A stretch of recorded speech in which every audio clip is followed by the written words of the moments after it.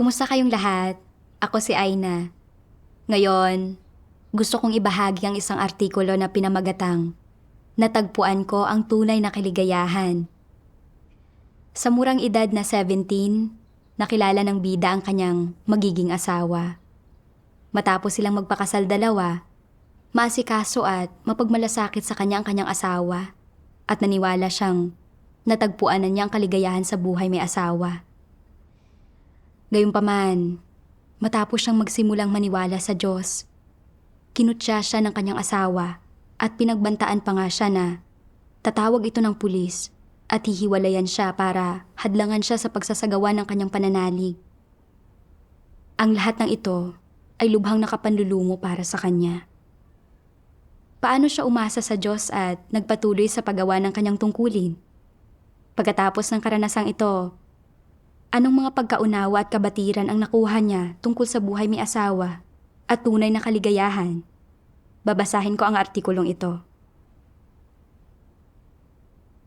Mula sa murang edad, hilig ko na talaga ang panonood ng mga romantikong drama. At palagi ako naiinggit sa mapagmahal na relasyon sa pagitan ng mga bida. Kaya naniwala ako na wala nang mas makakapagpasaya sa akin maliban sa pagkakaroon ng asawang nagmamahal at nag-aalaga sa akin. Noong 17 taong gulang ako, nakilala ko ang aking magiging asawa. Tamang-tama ang hitsura niya sa gusto ko. Medyo inosente siya at sa aming mga pag-uusap, nakita ko na talagang maalaga at maasikaso siya sa akin. Kaya nagpakasal kami ng ganoon-ganoon lang. Pagkatapos magpakasal, patuloy na naging napakabuti at sobrang maasikaso sa akin ang asawa ko. Ginagawa niya ang mga gawaing bahay at binibili ang kahit anong gusto ko. Minsan, kapag malungkot ako, pinapasaya niya ako at tinitiis ang aking masamang ugali. Inisip ko na napakaswerte ko na may asawang nag-aalaga at nagmamahal sa akin tulad ng ginawa niya. At kaya napagpasyahan kong pahalagahan ang aming kasal. Noong 2019, sa panahon ng pandemya, na ipinalaganap sa akin ng aking ina ang ebanghelyo ng gawain ng Diyos sa mga huling araw. Pagkatapos noon, sinimulan kong gawin ang isang tungkulin sa abot ng aking makakaya. Isang araw, habang ang mga kapatid ay nagtitipon sa aming tahanan, biglang bumalik ang aking asawa. Nang makita niya ang lahat ng kapatid na naroon, sobra siyang nagalit at malupit siyang nagbanta. Kung nangyari ulit ito, tatawag ako ng mga pulis.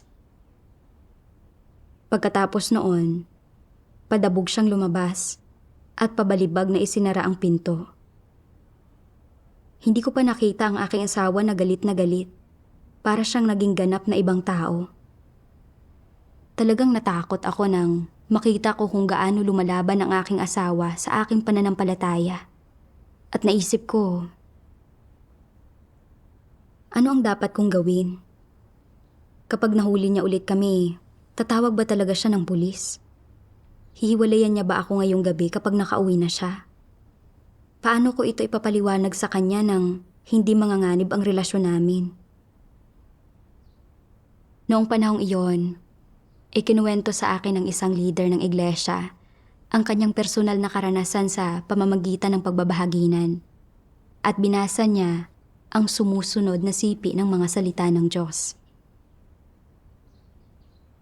Sa bawat hakbang ng gawaing ginagawa ng Diyos sa mga tao, sa panlabas ay mukha itong pag-uugnayan sa pagitan ng mga tao, na para bang mula sa pagsasaayos ng tao o mula sa panggugulo ng tao.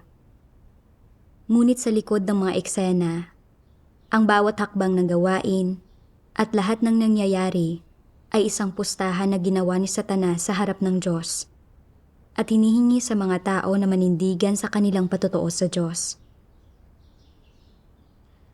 Matapos mabasa ang mga salita ng Diyos, ay napagtanto ko Nasa panlabas ay parang ang aking asawang humahadlang sa akin. Pero sa totoo lang, si Satanas ang gumagawa sa pamamagitan ng pananakot ng asawa ko para mag-alala at matakot ako at mapalayo ako at ipagkanulo ang Diyos at abandonahin ang aking pananampalataya at tungkulin para mapanatili ang aming relasyon. Nahuli kami ng asawa ko na nagtitipon nang may pahintulot ng Diyos. Umasa ang Diyos na maninindigan ako sa aking patotoo sa sitwasyong iyon at dapat akong tumayo sa panig ng Diyos at hindi sumuko kay Satanas. Nang naunawaan ko ang mga layunin ng Diyos, sumigla ang aking pananampalataya. Talagang galit na galit ang asawa ko pag uwi niya. Maglalagay daw siya ng mga CCTV at kapag nahuli niya ulit ako, ay tatawag na siya ng pulis at hihiwalayan ako. Nang marinig ko ang lahat ng iyon, nakaramdam ako ng labis na kalungkutan at tumulo ang mga luha sa aking mukha. Sa pagkakataon na iyon, naalala ko ang mga salita ng Diyos. Lahat ng nangyayari ay isang pustahan na ginawa ni Satanas sa harap ng Diyos at hinihingi sa mga tao na manindigan sa kanilang patotoo sa Diyos. Gumagawa si Satanas sa pamamagitan ng aking asawa para pahintuin ako sa pananampalataya sa Diyos. Kailangan kong makita ang masamang balak ni Satanas. Kaya, buong tatag kong sinabi, kung nag-aalala ka na magdudulot ng problema sa iyo ang aking pananampalataya, hindi kita mapipilit na manatili sa piling ko. Kung gusto mo ng diborsyo, sige, hindi ko kayang talikuran ang aking pananampalataya. Namula ang mga mata niya sa sobrang galit at pinagsusuntok niya ang kama. Hindi man ako sumuko sa aking asawa noon, pero natatakot pa rin akong makipaghiwalay at ayokong humadlang ang pananampalataya ko sa relasyon namin. Mula noon, hindi na ako pinakitunguhan ng maganda ng aking asawa at palagi siyang nagagalit sa akin at pinupuna ang mga pagkakamali ko. Ano ang ginagawa mo sa bahay buong araw? Paano ang isang kaedad mo ay naniniwala sa Diyos? Isang beses, hinawakan niya ako sa leeg at sinabing, "Sasakalin kita at tingnan natin kung darating ang Diyos mo upang iligtas ka." Noong gabing iyon, habang iniisip ko kung gaano ka maalaga sa akin noon ang asawa ko at kung paanong araw-araw niya akong pinupuna ngayon sa mga pagkakamali ko dahil nananampalataya ako sa Diyos, labis akong nasaktan at napaiyak ako. Kinaumagahan, namumugto pa rin ang aking mga mata sa pag-iyak. Pero walang reaksyon ang asawa ko nang makita niya ako. Nang naisip ko na kung hindi ako nanampalataya sa Diyos, hindi ako tatratuhin ng asawa ko sa paraang iyon, kaya medyo nag-alinlangan ako. Pero naisip ko kung paanong naparito ang Diyos para gawin ang kanyang gawain at iligtas ang sangkatauhan, at nakailangan kong isagawa ng mabuti ang pananampalataya at tahakin ang tamang landas. Kaya alam kong hindi ko kayang talikuran ang aking pananampalataya para sa aking asawa. Pero hindi ko rin ginustong masira ang aming pagsasama. Pagkatapos noon, maingat kong pinanatili ang aming relasyon at nag-isip ng mga paraan para mapalugod ang aking asawa. Dahil alam ko nang nagagalit ang asawa ko sa aking pananampalataya, sinubukan kong itago sa kanya ang aking mga aklat ng mga salita ng Diyos at nililinis ko ang silid pagkatapos ng mga pagtitipon at hindi ako nag-iiwan ng kahit katiting na bakas ng pulong. Kahit gaano ako kapagod sa pag-aalaga ng aking anak, palagi akong naglalaan ng oras para maglinis ng bahay at magluto ng pagkain. Gagawin ko lang ang aking mga debosyon kapag wala ang aking asawa sa bahay sa takot na makitaan niya ako ng mali. Minsan, Kapag nag-overtime ang asawa ko, sinasamantala ko ang pagkakataong basahin ang mga salita ng Diyos.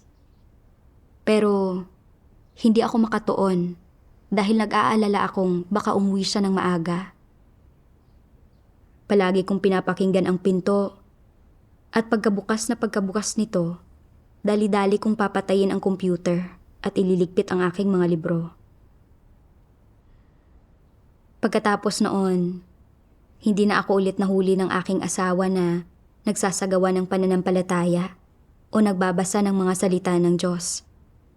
At unti-unting bumuti ang pakikitungo niya sa akin. Noong 2021, noong medyo malaki na ang anak ko, sinimulan na itong alagaan ng aking biyenan at nakapagsimula na akong magdilig sa mga baguhan. Pagkaraan ng ilang panahon, ako ay napili bilang isang diakono sa pagdidilig. Dahil dinadala ko ang ilang pasanin sa aking tungkulin, napili ako bilang leader ng iglesia noong Marso ng 2023. Bilang isang leader, kailangan kong magsagawa ng mga pagtitipon at nadagdagan ang aking trabaho.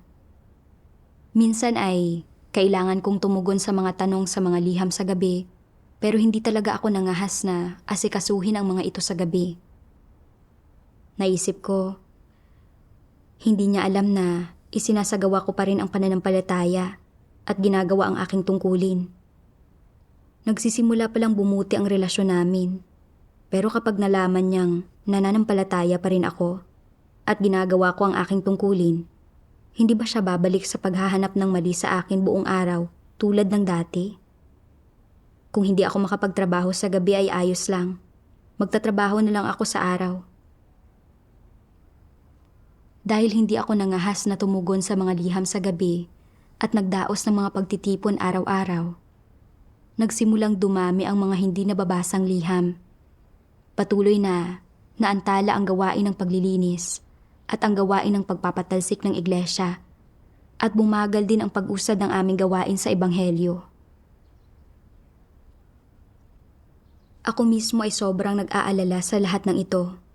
Pero naisip ko, dahil nakatira sa amin ang aking mga biyenan, kapag nalaman nila ang tungkol sa aking pananampalataya at makipagtulungan sila sa aking asawa upang guluhin ako, uhikayatin ang aking asawa na hiwalayan ako, ano ang dapat kong gawin? Ayaw kong masira ang pagsasama naming iyon, kaya naramdaman kong nalilimitahan ako habang ginagawa ko ang aking tungkulin. Isang beses, sa isang pagtitipon, narinig ko ang siping ito ng mga salita ng Diyos. Kapag nag-asawa na sila, ang ilang tao ay handang ialay ang lahat ng kanilang magagawa para sa kanilang buhay may asawa at naghahanda silang magsikap, makibaka, at magtrabaho ng mabuti para sa kanilang buhay may asawa. Ang ilan ay desperadong kumikita ng pera at nagdurusa.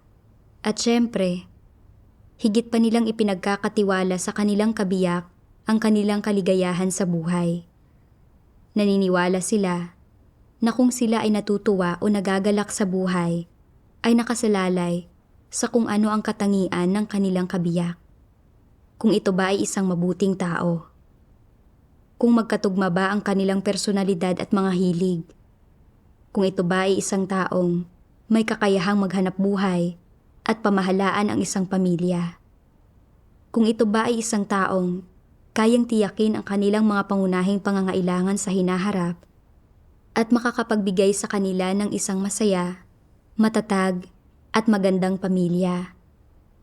At kung ito ba ay isang taong kaya silang bigyang ginhawa kapag sila ay may dinaranas na anumang pasakit, kapighatian, kabiguan o problema. Upang kumpirmahin ang mga bagay na ito, binibigyan nila ng espesyal na atensyon ang kanilang kabiyak habang namumuhay sila ng magkasama. Maingat nilang inoobserbahan at itinatala ang mga iniisip, pananaw, pananalita at kilos, bawat galaw ng kanilang kabiyak, pati na rin ang anumang kalakasan at kahinaan nito. Detalyado nilang tinatandaan ang lahat ng iniisip, pananaw, salita, at pag-uugali sa buhay na ipinapakita ng kanilang kabiyak upang mas maunawaan nila ng mabuti ang kanilang kabiyak. Kasabay nito, umaasa rin sila na mas mauunawaan sila ng mabuti ng kanilang kabiyak.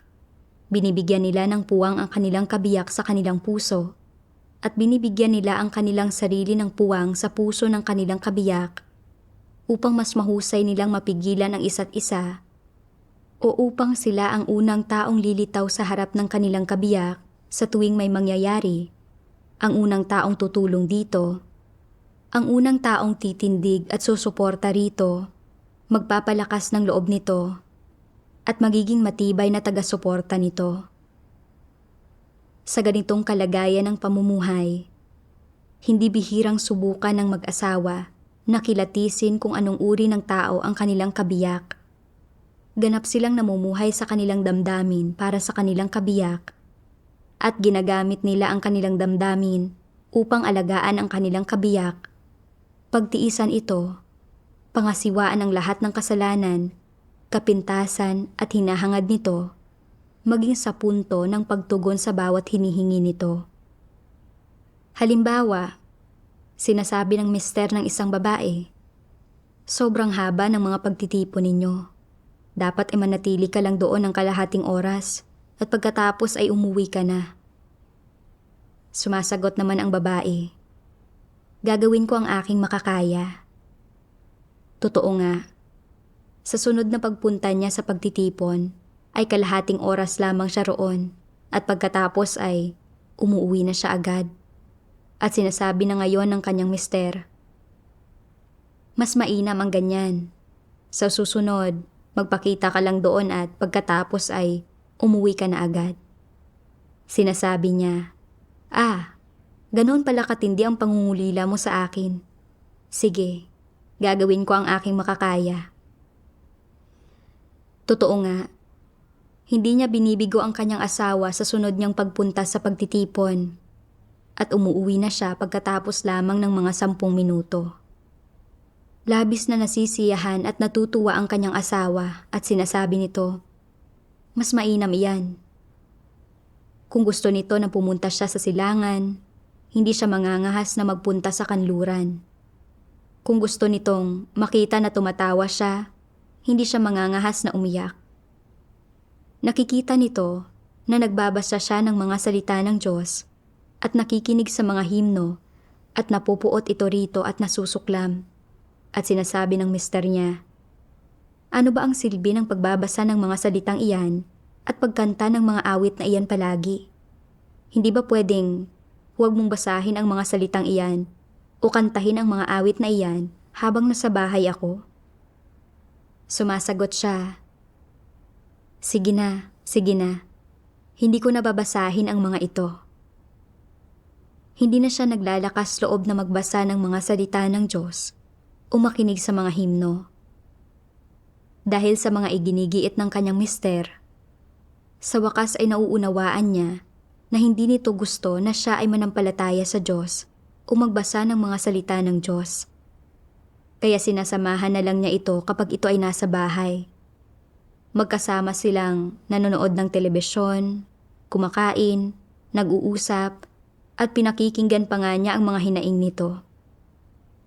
Gagawin niya ang kahit ano para dito, basta't ikasisiya ito ng kanyang mister. Naniniwala siya na ito ang mga responsibilidad na dapat tuparin ng isang asawa. Kaya, kailan niya binabasa ang mga salita ng Diyos? Hinihintay niyang makalabas ang kanyang mister. Pagkatapos ay kinakandado niya ang pinto at nagmamadali siyang magsimulang magbasa. Kapag naririnig niyang may tao sa pinto, agad niyang itinatago ang libro at labis siyang natatakot kaya hindi na siya nagbabasa pa. At kapag binuksan niya ang pinto ay nakikita niyang hindi pa naman bumabalik ang kanyang asawa. Nagkamali siya ng akala, kaya ipinagpapatuloy niya ang pagbabasa. Habang patuloy siyang nagbabasa, hindi siya mapakali. Nininerbiyos siya at natatakot. Iniisip na, paano kung umuwi nga talaga siya? Mas mabuting itigil ko na muna ang pagbabasa sa ngayon. Tatawagan ko siya at tatanungin kung nasaan siya at kailan siya uuwi. Kaya tinatawagan niya ito at sinasabi nito sa kanya, medyo maraming ginagawa sa trabaho ngayon, kaya baka hindi ako makauwi bago mag 3:00 o 4:00. Kumalma siya dahil dito. Ngunit mapapanatag pa rin ba ang kanyang isip para makapagbasa siya ng mga salita ng Diyos? Hindi. Nagulo na ang kanyang isipan. Nagmamadali siyang humarap sa Diyos para manalangin. At ano ang sinasabi niya? Sinasabi ba niya na walang pananalig ang kanyang pananampalataya sa Diyos? Natakot siya sa kanyang mister at hindi niya mapatahimik ang kanyang isipan para makapagbasa siya ng mga salita ng Diyos? Pakiramdam niya ay hindi niya masasabi ang mga bagay na ito, kaya wala siyang masabi sa Diyos. Ngunit pagkatapos ay ipinipikit niya ang kanyang mga mata at ipinagsasalikop ang kanyang mga kamay. Kumakalma siya at hindi na gaanong nababalisa, kaya binabasa na niya ang mga salita ng Diyos. Ngunit hindi niya nauunawaan ang mga salita. Iniisip niya, nasaan na ang binabasa ko kanina? Sana ako nakarating sa aking pagdinilay-nilay. Tuluyan ko nang nalimutan ang iniisip ko. Habang mas pinag-iisipan niya ito, mas lalo siyang nayayamot at nababagabag. Hindi na lang ako magbabasa ngayong araw. Hindi naman malaking problema kung makakaligtaan ko ang aking espiritual na debosyon. Ngayon lang naman. Ano sa palagay mo? Maganda ba ang takbo ng buhay niya? Ito ba ay pagkabagabag sa pag-aasawa o kaligayahan sa pag-aasawa? Inilantad ng mga salita ng Diyos ang eksaktong kalagayan ko. Ganap na natural at makatwiran para sa mga tao na isagawa ang pananampalataya at gampanan ang kanilang mga tungkulin. Ngunit, nang hadlangan ako ng aking asawa, upang mapanatili ang aming relasyon, patuloy na tamasahin ang kanyang pangangalaga at pag-aasikaso, at hindi masira ang aming pagsasama, ayos lang sa akin na isantabi ang tungkulin ko at gawin ang lahat ng aking makakaya upang makuha ang loob niya. Dahil ayaw ng asawa ko na isagawa ko ang aking pananampalataya, hindi ako nangahas kumain at uminom ng mga salita ng Diyos habang nasa bahay siya. At kapag narinig kong nakauwi na siya, matatakot ako at agad-agad kong itatago ang mga libro ko. Kung hindi dahil sa aking asawa, pag-uwi ko sa gabi, maaari sana akong regular na magsagawa ng mga devosyonal, suriin ang mga pagkakamali sa aking gawain, kumain at uminom ng mga salita ng Diyos upang malutas ang aking tiwaling disposisyon, at baka mas mabilis na lumago ang aking buhay. Ito ay magiging kapakipakinabang din sa aking tungkulin. Pero para mapanatiling maligaya ang aking buhay may asawa, isinantabi ko ang aking tungkulin at ang paghahangad ko sa katotohanan, at halos wala akong nagawang mga devosyonal sa bahay. Dahil hindi ko mapaglabanan ang ilang masamang makamundong uso, madalas akong nahuhumaling sa panonood ng mga video at pelikula ng mga walang pananampalataya. Naging malayo ang relasyon ko sa Diyos at nasira ang buhay pagpasok ko. Higit pa rito, hindi ko nasasagot ang mga liham sa tamang oras sa gabi, at napakarami sa aming gawain ang naantala at hindi kami matatapos kung hindi darating ang leader para tingnan at madaliin kami. Nakita ko na sarili ko lang ang inaalala ko. Wala akong pakialam kung makompromiso ang ikabubuti ng iglesia, basta't mapanatili ko ang aking buhay may asawa at bilang resulta, maraming proyekto ang naantala. Talagang wala akong konsensya at katwiran at napakamakasarili ko at kasuklam-suklam. Pagkatapos nito, nakita ko ang sumusunod na sipi. Inorden ng Diyos ang pag-aasawa sa iyo para lamang matuto kang tuparin ang iyong mga responsibilidad, matutong mamuhay ng payapa kasama ang isa pang tao at mamuhay kayo ng magkasama at maranasan mo kung paano ang buhay na kasama ang iyong kabiyak at kung paano ninyo haharapin ng magkasama ang lahat ng bagay na inyong pinagdadaanan at dahil dito ay nagiging mas makulay at naiiba ang iyong buhay. Gayunpaman, hindi ka ipinagkakanulo ng Diyos sa pag-aasawa. At syempre, hindi ka niya ipinagkakanulo sa iyong kabiyak upang maging alipin nito. Hindi ka alipin ng iyong kabiyak at hindi rin siya ang amo mo. Magkapantay kayo.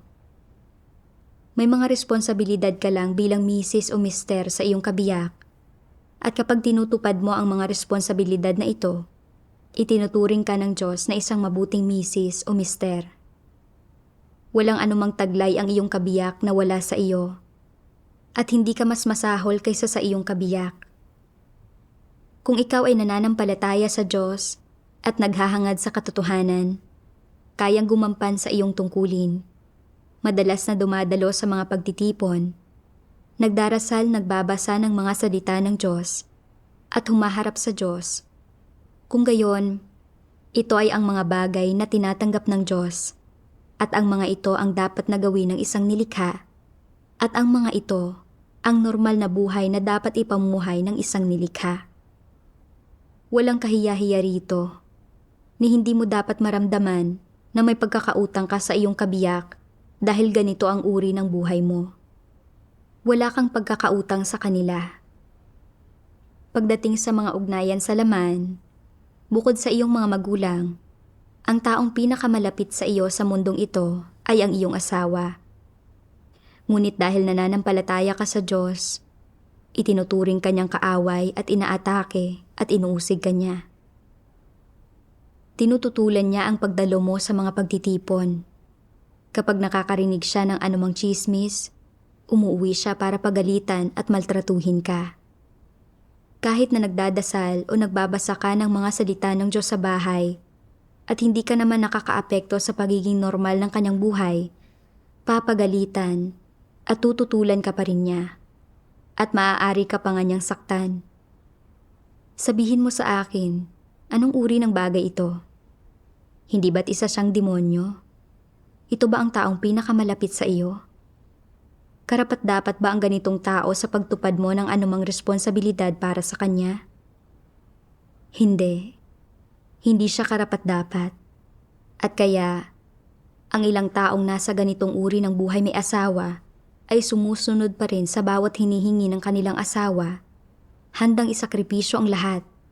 Isakripisyo ang oras na dapat ay igugol nila sa pagtupad ng kanilang tungkulin. Ang pagkakataon na gampanan ang kanilang tungkulin at maging ang kanilang pagkakataon na makamit ang kaligtasan. Hindi nila dapat gawin ang mga bagay na ito at sa pinakamababa, dapat nilang iwaksi ang gayong mga ideya. Sa pamamagitan ng pagbabasa ng mga salita ng Diyos, natutuhan ko na itinalaga ng Diyos ang buhay may asawa upang matulungan ang mga tao na matutong mamuhay ng mapayapa ng magkasama. Samahan at alagaan ang isa't isa at matutong gampanan ang mga responsibilidad. Ang punto ay ang magkaroon ng isang tao na sasanggunian kapag nakakaranas ng mga paghihirap. Isang taong mag-aasikaso ng mga isyu sa ilalim ng balangkas ng pag-aasawa. Hindi ako ikinulong ng Diyos sa buhay may asawa at hindi ako alipin ng asawa ko. Lahat tayo ay mga nilikha, tayo ay pantay-pantay. Pagkatapos manampalataya sa Diyos, ginawa ko pa rin ang lahat ng aking makakaya para pangalagaan ang aking asawa. Kapag nahihirapan siya, nanatili ako sa tabi niya. Nung nagkasakit siya, inalagaan ko siya. At ginampanan ko ng buo ang responsibilidad ko sa buhay may asawa namin. Wala akong utang sa kanya. Sa katunayan, siya ang patuloy na pumupuna sa aking mga pagkakamali at nagbanta ng diborsyo. Hindi niya pinahahalagahan ang aming kasal at gayon paman ay buong kamangmangan akong nagsumikap na mapanatili ito at napigilan pa nga niya ako at hindi ako nangahas na magsagawa ng pananalig at maghangad ng katotohanan. Napakamangmang ko. Mas naging malinaw ang pakiramdam ko pagkatapos kong mabasa ang mga salita ng Diyos. Hindi ko siya ginugulo kapag dumadalo ako ng mga pagtitipon sa labas o kumakain at umiinom ng mga salita ng Diyos sa bahay. Gayunpaman, hindi lamang sa nabigo ang aking asawa na suportahan ako. Pinipilit at hinahadlangan pa niya ako palagi. Pinagbabantaan ako ng diborsyo at tatawag ng pulis. Ipinakita nito na ang aking asawa ay may masamang pagkatao at sa diwa ay isang demonyo. Hindi siya karapat-dapat sa kabaitan ko sa kanya at tiyak na hindi ko dapat talikuran ang pagkain at pag-inom ng mga salita ng Diyos, paghahangad ng katotohanan, paggawa ng aking tungkulin, at maging ang pagkakaroon ng pagkakataong maligtas para lamang sa Kanya. Nang makauwi ako sa bahay, naisip ko, hindi na ako dapat mapigilan ng asawa ko. Kinabukasan mismo, sinimulan kong gawin ang aking tungkulin sa bahay. Nang magsimula akong makipagtulungan, tumigil sa pagpuprotesta ang aking asawa. Oo, nagbibigay siya ng kung ano-anong puna dito at doon, ngunit hindi na ako napipigilan at magagawa ko na ng normal ang aking tungkulin. Kalaunan, pinagbulayan ko kung bakit ko binibigyang diin ang isang masayang pagsasama at tiningnan pa ito bilang aking pangunahing hangarin sa buhay. Nakita ko ang dalawang sipi ng mga salita ng Diyos. Una, ang ilang opinyon tungkol sa pag-aasawa ay nagiging popular sa lipunan. At pagkatapos, iba't ibang akda ng literatura ang naglalaman ng mga ideya at opinyon ng mga may akda tungkol sa pag-aasawa. Habang ang mga akdang ito ay ginagawang mga palabas sa telebisyon at mga pelikula, mas malinaw na naipaliliwanag ng mga ito ang iba't ibang opinyon ng mga tao tungkol sa pag-aasawa at ang kanilang iba't ibang paghahangad, mithiin, at hangarin tungkol dito. Mas marami man o mas kaunti, nakikita man o hindi, patuloy na itinatanim ang mga bagay na ito sa inyo. Bago kayo magkaroon ng anumang tumpak na konsepto sa pag-aasawa, ang mga opinyon at mensaheng ito ng lipunan tungkol sa pag-aasawa ay lumilikha ng mga paunang konsepto sa inyo at tinatanggap ninyo ang mga ito. Pagkatapos, nagsisimula kayong magpantasya kung ano ang mangyayari sa sarili ninyong buhay may asawa at kung ano ang mga katangian ng inyong magiging kabiyak. Tinatanggap mo man ang mga mensaheng ito sa mga palabas sa telebisyon, pelikula, at nobela, o sa pamamagitan ng iyong mga kaibigan at mga tao sa iyong buhay. Anuman ang pinanggalingan, ang mga mensaheng ito ay pawang galing sa mga tao, lipunan at mundo, o sa mas tumpak na pananalita, umuusbong at umuunlad ang mga ito mula sa mga buktot na kalakaran. Siyempre, sa mas tumpak pang pananalita, ang mga ito ay galing kay Satanas. Hindi ba totoo ito? Ang mga opinyong ito ng lipunan tungkol sa pag-aasawa, ang mga bagay na ito na pinapasok ang isipan ng mga tao at ang kaibuturan ng kanilang kaluluwa ay pangunahing tungkol sa romantikong pag-ibig. Ang mga opinyong ito ay itinatanim sa mga tao na nagdudulot sa kanila na magkaroon ng iba't ibang pantasya tungkol sa pag-aasawa. Halimbawa, nagpapantasya sila tungkol sa kung sino ang taong iibigin nila, kung anong klaseng tao ito, at kung ano ang mga pamantayan nila sa kanilang magiging asawa. Partikular na maiba't ibang mensaheng mula sa lipunan na nagsasabing kinakailangan nilang ibigin ang taong iyon at na kailangan ding ibigin sila ng taong iyon, na ito lamang ang tunay na romantikong pag-ibig. na tanging ang romantikong pag-ibig ang hahantong sa pag-aasawa, na tanging ang pag-aasawa na batay sa romantikong pag-ibig ang mabuti at masaya, at na ang pag-aasawa ng walang romantikong pag-ibig ay immoral. Iniaasa ng maraming tao ang kanilang kaligayahan sa buhay sa pag-aasawa, at ang kanilang layon sa paghahangad ng kaligayahan ay ang paghahangad ng kaligayahan at pagiging perpekto ng buhay may asawa. Naniniwala sila na kung masaya ang kanilang buhay may asawa at kung masaya sila sa kanilang kabiyak, mamumuhay sila ng masaya. Kaya, itinuturing nila ang kaligayahan ng kanilang buhay may asawa bilang isang panghabang buhay na misyon na dapat makamit sa pamamagitan ng walang humpay na pagsusumikap. Kaya, kapag hinihingi ng sambahayan ng Diyos sa mga taong lubos na naghahangad ng kaligayahan sa pag-aasawa, nalisanin ng mga ito ang kanilang tahanan at pumunta sa malayong lugar upang ipalaganap ang ebanghelyo at gampanan ang kanilang tungkulin, madalas ay nadidismaya ang mga ito. Pakiramdam ng mga ito ay wala silang magawa at nababagabag ang mga ito sa katunayan na maaaring malapit nang mawala sa kanila ang kanilang kaligayahan sa pag-aasawa. May ilang tao na tumatalikod o tumatangging gampanan ang kanilang mga tungkulin upang mapanatili nila ang kanilang kaligayahan sa pag-aasawa, at may ilan pa nga na tumatanggi sa mahahalagang pagsasaayos ng sambahayan ng Diyos. Mayroon ding ilan na madalas na inaalam ang damdamin ng kanilang asawa upang mapanatili ang kanilang kaligayahan sa pag-aasawa. Kapag nakakaramdam ng bahagyang pagkainis ang kanilang asawa sa kanilang pananampalataya, o kahit bahagya lang nitong ipinapakita na hindi ito natutuwa o nasisiyahan sa kanilang pananampalataya, sa landas ng pananampalataya sa Diyos na kanilang tinatahak, at sa kanilang pagganap ng tungkulin, agad silang nagbabago ng direksyon at nakikipagkompromiso. Para mapanatili ang kanilang kaligayahan sa pag-aasawa, madalas silang nakikipagkompromiso sa kanilang asawa, kahit pa mga hulugan ito ng pagsuko sa mga oportunidad na magampanan ang kanilang tungkulin at pagsuko sa oras na para sa mga pagtitipon, sa pagbabasa ng mga salita ng Diyos, at sa pagsasakatuparan ng mga espiritual na debosyon para lang maipakita sa kanilang asawa na sinasamahan nila ito, para hindi maramdaman ng kanilang asawa na nag-iisa ito at nalulumbay, at para maipadama nila sa kanilang asawa ang kanilang pagmamahal.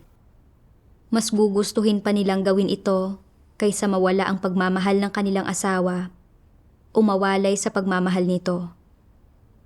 Ito ay dahil nararamdaman nila na kung isusuko nila ang pag-ibig ng kanilang asawa alang-alang sa kanilang pananampalataya o sa landas ng pananampalataya sa Diyos na kanilang tinatahak, ibig sabihin nito ay tinalikdan na nila ang kanilang kaligayahan sa pag-aasawa at hindi na nila ito mararamdaman, at sila ay magiging isang taong nag-iisa, kaawa-awa, at kahabag-habag. Ano ang ibig sabihin ng pagiging kaawa-awa at kahabag-habag? Ang ibig sabihin nito ay isang taong walang pag-ibig o pagmamahal ng iba. Bagaman nauunawaan ng mga taong ito ang ilang doktrina at ang kahalagahan ng pagsasagawa ng Diyos sa kanyang gawain ng pagliligtas, at syempre, nauunawaan nila na bilang isang nilikha ay dapat nilang gampanan ang tungkulin ng isang nilikha dahil ipinagkakatiwala nila sa kanilang asawa ang kanilang sariling kaligayahan, at syempre, iniaasa rin nila ang kanilang sariling kaligayahan sa kanilang kaligayahan sa pag-aasawa. Bagaman nauunawaan at alam nila ang kanilang dapat gawin, hindi pa rin nila kayang bitiwan ang kanilang paghahangad ng kaligayahan sa pag-aasawa. Mali nilang itinuturing ang paghahangad ng kaligayahan sa pag-aasawa bilang ang misyon na dapat nilang hangarin sa buhay na ito. At mali nilang itinuturing ang paghahangad ng kaligayahan sa pag-aasawa bilang ang misyon na dapat hangarin at isakatuparan ng isang nilikha. Hindi ba't ito ay isang pagkakamali? Isiniwalat ng mga salita ng Diyos kung paano inilabas ni Satanas ang mga maling pananaw ng mga tao tungkol sa pag-aasawa. Naalala ko noong bata pa ako, maririnig mo ang mga romantikong kanta na pinapatugtog sa buong pamayanan. Sa tuwing naririnig ko ang mga kantang iyon, palagi akong umaasa at nangangarap na magkaroon ng masayang pag-aasawa. Mga ideya at pananaw tulad ng kamatayan lang ang makapaghihiwalay sa atin at magkahawak kamay at tatanda ng magkasama ay unti-unting itinanim sa aking sistema ng paniniwala. Naniwala ako na sasamahan ako ng asawa ko sa buong buhay ko at wala nang mas mahalaga pa sa pagkakaroon ng asawang magmamahal at mag-aalaga sa akin. Pagkatapos manampalataya sa Diyos, nabasa ko ang marami sa mga salita ng Diyos tungkol sa pagganap ng mga tungkulin. At alam kong sa prinsipyo ay mapalad ako na isinilang sa mga huling araw, na ang pagtupad sa aking tungkulin bilang isang nilikha ay siyang dapat na pangunahing hangarin ko sa buhay at ang pinakamakahulugan sa lahat ng bagay. Ngunit ako ay iginapos at itinali ng mga makamundong ideya at pananaw na ito. Inakala ko na dapat akong samahan ng aking asawa sa buong buhay ko at na ang isang buhay may asawa na walang pag-ibig ay magiging kaawa-awa at malungkot. Kaya, nang tumigil ang aking asawa sa pag-aalaga at pagmamahal sa akin dahil sa aking pananalig, hindi ko ito matanggap lang basta. Natakot ako na kung masira ang aming pagsasama, mauuwi ako sa kaawa-awang kalagayan na walang nagmamahal at nag-aalaga sa akin. Kaya ginawa ko ang lahat para mabawi ang pagmamahal ng asawa ko.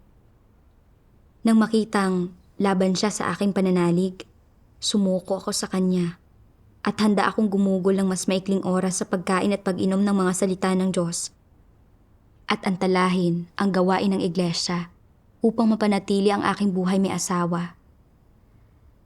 Tunay na makasarili at kasuklam-suklam ako.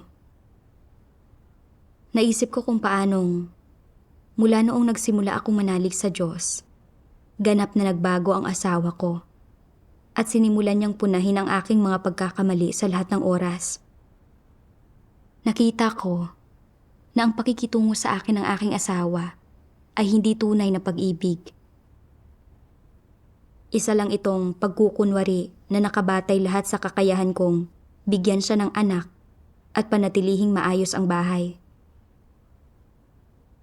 Nang maging banta ang aking pananalig sa kanyang mga interes, natanggal ang maskaran niya at ibinunyag niya ang kanyang sarili bilang isang demonyo. Ang romantikong pag-ibig at ang isang masayang pagsasama ay mga panloloko lamang na nilikha ni Satanas upang linlangin at bitagin ang mga tao.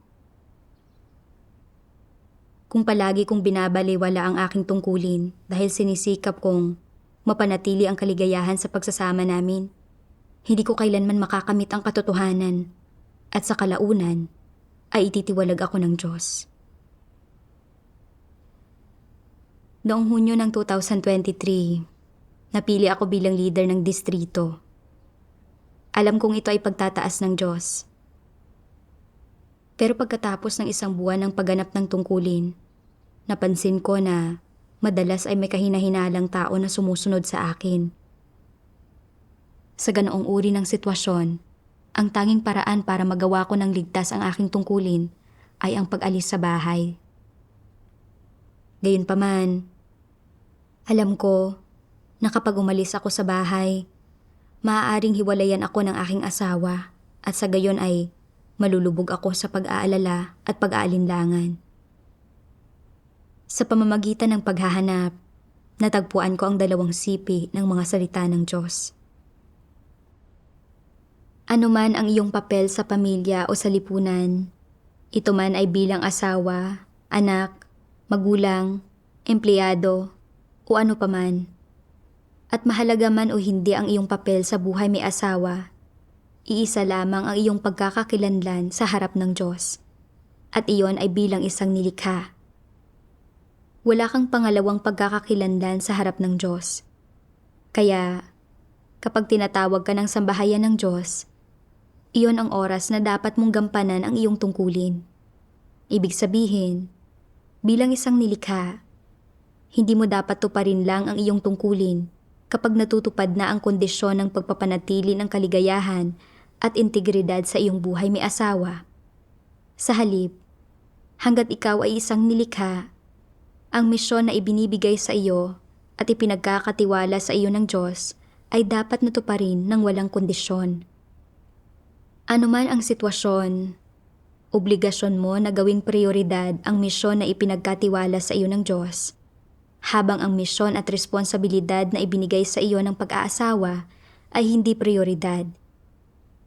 Bilang isang nilikha, ang misyon na dapat mong gampanan at na ibinigay sa iyo ng Diyos ang dapat palagi mong unang prioridad sa ilalim ng anumang kalagayan at anumang sitwasyon. Kaya, gaano mo man ninanais na mapanatili ang kaligayahan ng iyong buhay may asawa, o anuman ang sitwasyon ng iyong buhay may asawa, o gaano man kalaki ang halagang ibinabayad ng iyong kabiyak para sa inyong buhay mag-asawa, wala sa mga ito ang dahilan upang tanggihan ang misyong ipinagkatiwala sa iyo ng Diyos. Kung ang iyong paghahangad sa kaligayahan sa pag-aasawa ay nakakaapekto, nakahahadlang, o nakakasira pa nga sa paggampan mo ng tungkulin bilang isang nilikha, kung gayon, dapat mong talikdan hindi lang ang iyong paghahangad ng kaligayahan sa pag-aasawa, kundi pati na ang iyong buong buhay may asawa. Ano ang pinakalayon at kahulugan ng pagbabahaginan tungkol sa mga isyong ito? Ito ay upang ang kaligayahan sa buhay may asawa ay hindi humadlang sa iyong mga hakbang, gumapos sa iyong mga kamay, bumulag sa iyong mga mata, magpalabo sa iyong paningin, gumulo at umuko pa sa iyong isip.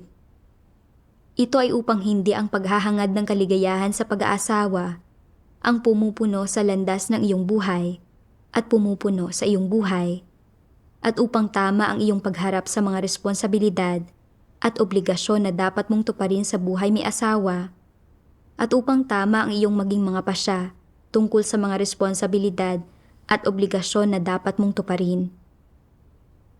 Ang mas mabuting paraan ng pagsasagawa ay ang maglaan ng mas maraming oras at lakas sa iyong tungkulin.